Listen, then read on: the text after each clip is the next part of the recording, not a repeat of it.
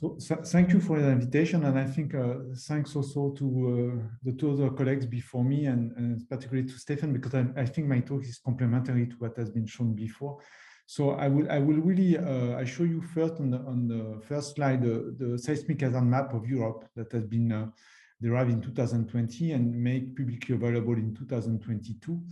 And I think I also have my co-authors, colleagues of the who have been contributing to deriving this hazard map in Europe in 2020. I think next.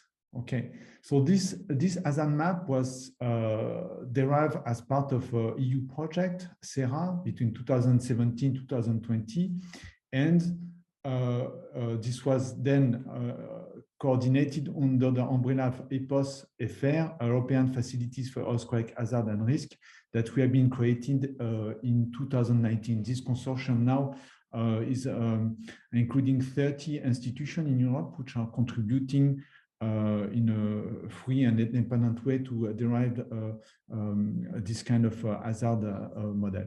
So this map is showing hazard, a map which is showing the level of acceleration, big on acceleration, which has a level of 10% probability to be exceeded in 50 years. That's usually what we are using to describe shaking, that the kind of map that we are using for seismic hazard building codes and for seismic building codes.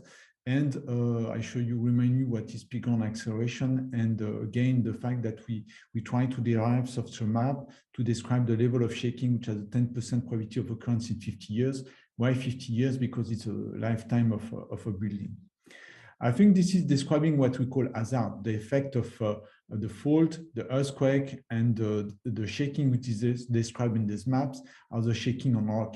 But in order to really understand the damages, we need other pieces. We need to understand the amplification of waves due to the surface layers that we call site effect. We need to understand where the buildings are, and we need to understand the building vulnerability. All those other components have been added to the hazard map to derive in 2020 and again published in 2022 under the lead of Hélène Crollet from EU Center in Italy, the first seismic risk model, which is describing risk for Europe. What do we mean by risk? This map is a combination of an economic risk index, the average annual economic losses per GDP per capita, and also the potential loss of life, which are the average annual potential loss of life, again normalized by the GDP of the country, and taking into account both this economic risk index and the loss of life index. This map has been derived in 2022. So I think it's more than a map. I think, of course, the map is always what we show, but in fact, all of this is a model, which and those models are fully available, fully transparent, and fully reproducible. And I think all of this can be reproduced, tested, challenged, and manipulated with an open source license. And to my knowledge, it was the first fully open and transparent hazard and risk model which are made available in Europe. So just to show you the work which has been done, I cannot describe all the pieces which have been, all the components of those hazard and risk model. I will focus on the part where our group at GFZ has been very active, the part related to shaking. To really better predict shaking and site effects, there have been 4 years work to understand the impact of earthquakes, magnitude, distance, fault distance, and surface geology to predict the shaking. We first have been collaborating at the EU level with our colleagues from INGV in Italy to collect all the data, ground shaking data, which were publicly available in Europe. And we have first been deriving a flat file describing all those strong ground motion in 2019. In a second step, we have been using those data to derive in a regionalized way to predict the shaking, for example, peak ground acceleration according to distance.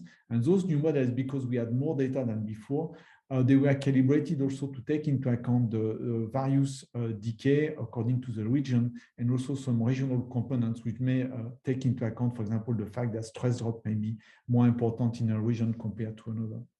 At the end of the day, we have been publishing this kind of models where we describe the attenuation of shaking with distance, and we show that, for example, in Turkey, the attenuation is faster than, for example, what we have in Germany in green, but it's slower compared to the attenuation that we have in Italy for the same kind of magnitude. We also have been working a lot on the derivation of a new amplification model, taking into account the side terms, so the amplification of each European station, also taking advantage of the fact that we had more data than before to produce again the first open amplification model of shaking for Europe. And this map is showing you that, for example, you see the Po plane and you see the Pannonian Basin, the Rhine Graben emerging from those amplification models, which have been using all the amplification terms that were derived for European seismic station, but also geology and slope to calibrate the model for the whole Europe. And this amplification model was published, in fact, in January 2023. So you see that all those models have been derived those last 5 years, and they were, in fact, ready and publicly available a couple of months before the occurrence of the Turkish earthquakes. So I think it's clear that those models are showing first that the place where the earthquakes have been occurring in February 2023 were clearly identified as high hazard regions. But from a risk point of view, also, if you focus on what was published before the earthquakes, clearly this region was also identified as a highly risky region from a seismic risk point of view. So both from a hazard point of view and a risk point of view, those large earthquakes have not been a surprise, I would say.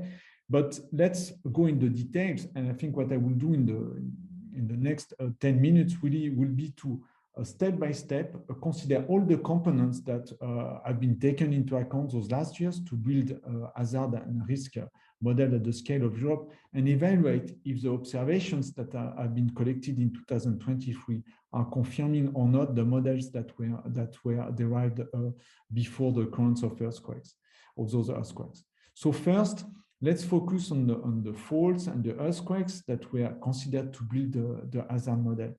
As many of you know, in order to derive those seismic hazard model, the first step is to build an earthquake rupture forecast, meaning that all possible ruptures and their sources and their locations and their probability of occurrence are taken into account and are described in a probabilistic point of view. I think I show you the forecast that was derived for Turkey, but I think let's focus on what has been taken into account in the area where the two main earthquakes have been occurring in February 2023. I show you here in red the faults which were considered in the hazard model, which was derived in 2020. So you see the two faults, which in particular the Eastern Anatolian fault, they were clearly already part of the models. As part of the forecast, also, if you we have been exploring the forecast, the earthquake forecast that was used to derive the model in 2020, and we found two earthquakes. You see those two earthquakes in purple, which have a magnitude 7.55 and 7.75. So you see that they have magnitude which are very close to the earthquakes which have been occurring in 2023. And if you compare their location in purple with the source fault slip distribution formed by USGS, you see that there is a very good consistency. The only difference between what was part of the model and what has been observed in February is the fact that the length of the earthquakes that were considered for those magnitudes in the models were larger than what has been observed. In other words, the aspect ratio, which is the ratio between length and width that was considered in the 2020 models are a little bit different from what has been observed.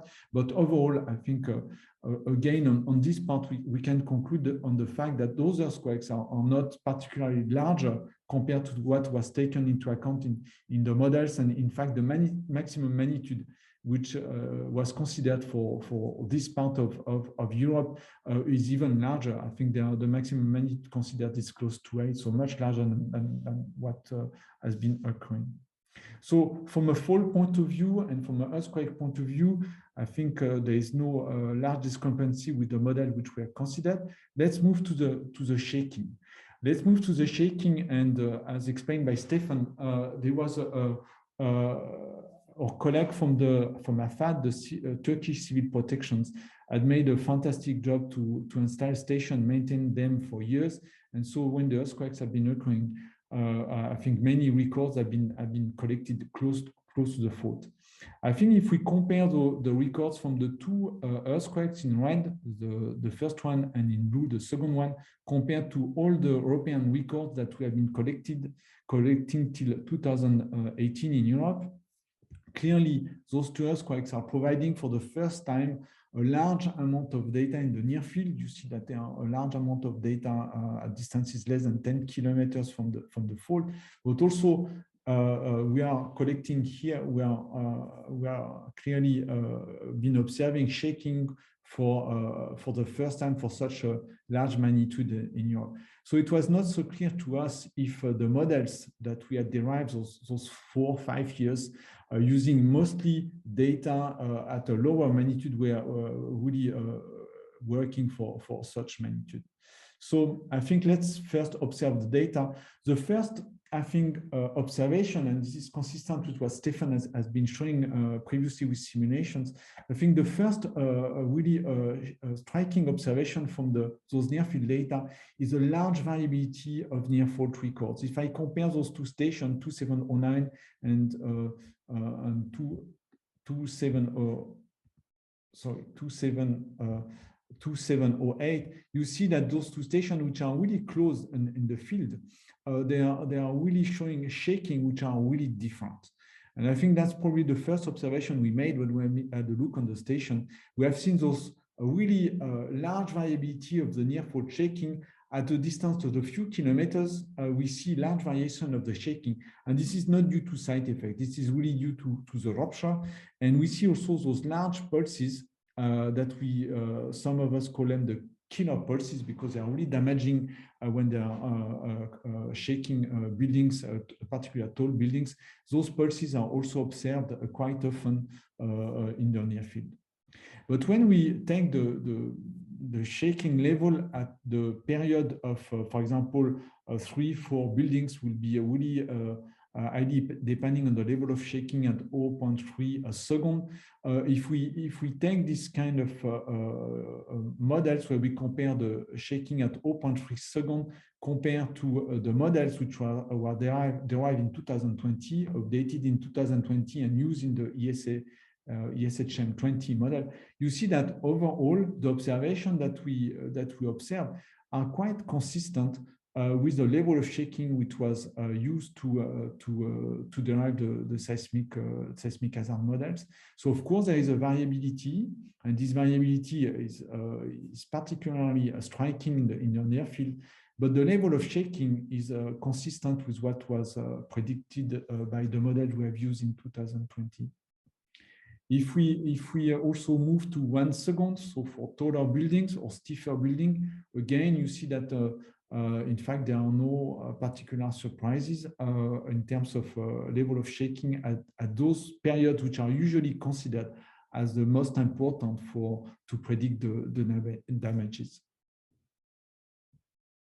If we do something a little bit more complex, trying to understand if this earthquake was overall more energetic from a seismic ground shaking point of view compared to other models, we evaluate the residuals, which are the difference between the observations, so for example here by points, compared to the median prediction from the models. And so we are able to derive something we call the inter-event residuals, so which will give us the opportunity to evaluate if the earthquake was more energetic than the average level of past earthquakes, or if there, and we also evaluate the intra-event residual, which is a way also to evaluate if the earthquake was more variable compared to what has been seen in other earthquakes. If we do that, I think I showed you here the inter-event residual for the largest shock, the first one, and the second one. You see that they are very close to the median than what is predicted by the model, and they are close to the median and not particularly high in terms of level of shaking. So they have a level, in other words, they have a level of shaking which is as expected from the models. And I show you here all other earthquakes that have been collected observed in Europe, for which we have been collecting strong motion data till 2018. So I think from those two main shocks, of course, there is a lot to observe and to analyze in terms of variability of ground shaking. I think there's a lot of work to be done. But if we really compute those inter-event residual, we find that those earthquakes overall are not so particularly energetic compared to what we expect from the model that was used to derive the map in 2020. I told you that we have also been deriving an amplification model in 2020. And I think this model helps us to compute something we call the intra-event site amplification corrected residuals, which means that we compare the model with the observation. Again, the variability is as expected. Let's move to the last part, exposure and building vulnerability. The ESRM20 were including a description of the buildings, a description of the location and number of buildings, was also including also vulnerability functions, so functions which are describing the mean loss ratio, the cost of repair compared to the cost of replacement according to the level of shaking. Also another number, which is of course type of number we don't like, the number of fatalities divided by the number of occupants of the buildings. And all those models were used finally to compute the losses. So to compute the losses, the shaking was predicted for magnitude 7.75 scenario. Several shaking fields are possible. And overall, I show you here the expected fatalities, the predicted number of fatalities which are associated to the first earthquake, 7.75. So this distribution is showing you the probability distribution of the fatalities associated from the ESRM20 model, from the risk model associated to this earthquake of 7.8. You see that the average fatality predicted by the model is about 12,000 fatality. I will not discuss the structural losses so much because we have no time, but remind this number of 12,000 fatalities predicted for the first shock. And if we take the shaking field, which is really the closest from the observed ground motion, we'll get a number which will be even lower, 7,000 fatality. If we take the second one, the distribution of fatalities associated to the 7.6 earthquake, the second earthquakes, is something like 2,500 fatalities. If we take the shaking field, which is closest to what has been observed, even lower, 650 fatalities. And here you see that we are starting to see a discrepancy between the model and what has been observed, because sadly, the number of fatalities which have been observed simply in Turkey, because the models were only derived for Turkey and not for Syria, because Syria is not part of Europe in the project that we have been working on. I think the number of observed fatalities was much larger, 48,000 fatalities according to AFAD in March 2023. This is much larger than the 12,000 plus the 2,500 that were predicted by the models that we have been using in 2020. So in other words, we see that here there is a clear underestimation of the number of fatalities from the models that we have been deriving in 2020.